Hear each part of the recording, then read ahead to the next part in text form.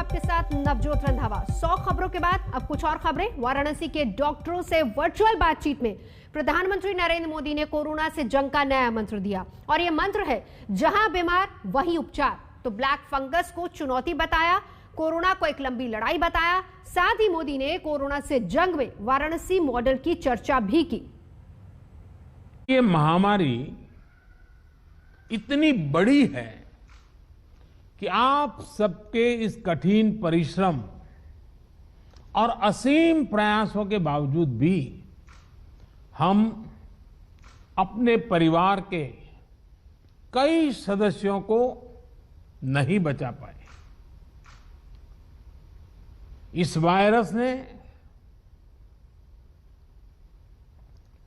हमारे कई अपनों को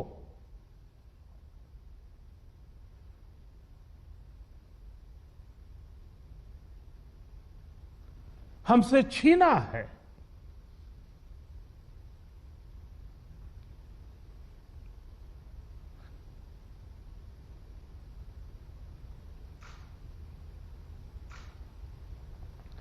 मैं उन सभी लोगों को अपनी विनम्र श्रद्धांजलि देता हूं और उनके परिजनों के प्रति सांत्वना व्यक्त करता हूं। हमें याद रखना है कि हमारी लड़ाई एक अदृश्य और रूप बदलने वाले एक दूरत किस्म के दुश्मन के खिलाफ है। इस लड़ाई में हमें कोरोना से अपने बच्चों को भी बचाकर रखना है। उनके लिए भी विशेष तैयारी करनी है।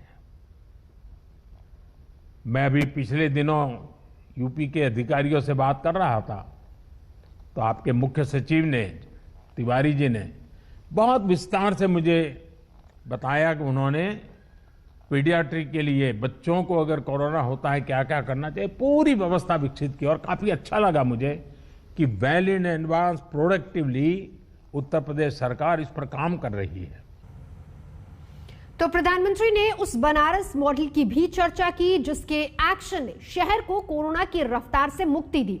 और इस कार्यक्रम के पीछे नौकरशाह से एमएलसी बने ए.के. शर्मा की सोच है जो कि इस शहर को कोरोना मुक्त करने के रास्ते सुझा रहे हैं। ए.के. शर्मा से खास बातचीत की हमारे सहयोगी कुमार अभिषेक ने।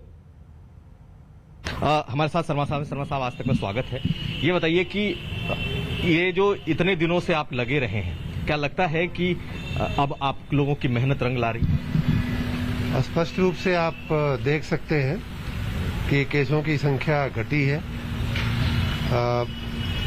मरीजों की संख्या घटने के कारण हमारे अस्पतालों में लगभग हमारे 60 से 65% बेड आज की स्थिति में खाली पड़े हुए हैं।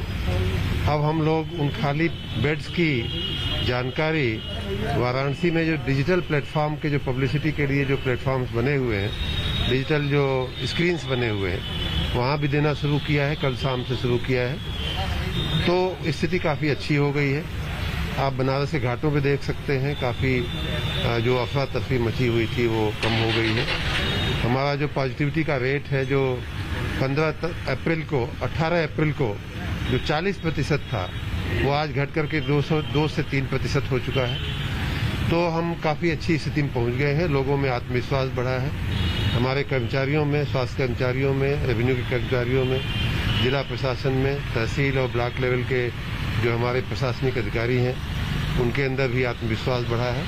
और मैं मानता हूं कि कोरोना की इस द्वितीय लहर में हम काफ़ी हद तक कामयाब रहे हैं, काफ़ी हद तक सफल रहे हैं। और मैं आशा करता हूं कि वाराणसी ही नहीं बल्कि पूरे पूर्वांचल, पूरे राज्य की जनता हमेशा के लिए स्वस्थ रहेगी। सर, लेकिन आपको क्या स्टेप्स लेने पड़े इन कामों के? वो काफ़ी कुछ बताया जा चुका है जिसमें जो बेसिकली जो मेडिकल इंफ्रास्ट्रक्चर की जो कमियां थी उनमें जो तुरंत हम लोग हस्तक्षेप कर सकते थे, जो तुरंत सुधार कर सकते थे, जैसे HFNC वेंटिलेटर को मंगाना, कम थे ज़्यादा आ गए। ऑक्सीजन सिलेंडर्स को मंगाना वो भी कमी थी, वो उसको भी मंगाया गया।